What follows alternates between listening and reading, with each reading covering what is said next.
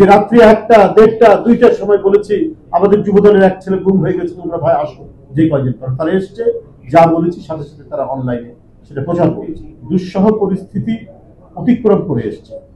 আমরা এখন সেই স্বপ্ন পূরণ করতে হবে যে স্বপ্ন রয়েছে এই রেসিং কার যারা তৈরি করেছে তাদের মনের মধ্যে, তাদের মননের মধ্যে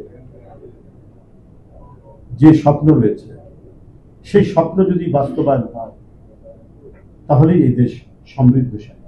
আর কঠিন কাজ করা কিন্তু একটু ঝুঁকি নিলেই কঠিন কাজ করা যায়। এখানে এই দেখুন অনেক সাংবাদিক ভাইরা এখানে উপস্থিত রয়েছে।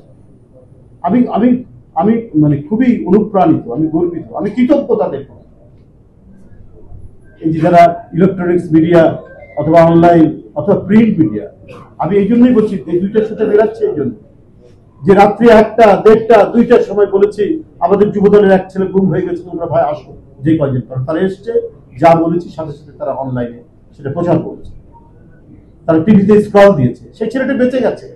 আজও বিভিন্ন জেলায় যেখানে যায় সেখানে বলে, ভাই আপনি রাতের বেলায় আমাদের কথাটা বলাতে আমাকে গুম করেন, না হলে আমি খুব অদৃশ্য করি।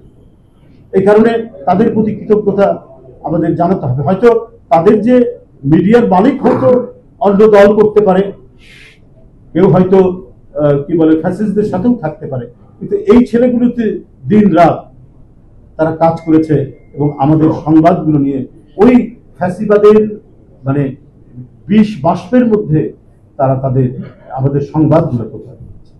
আমি তাদেরকে অনুরোধ করব, এই প্রতিভাগুলোকে আপনাদেরকে আরো বেশি করে তুলে ধরতে হবে।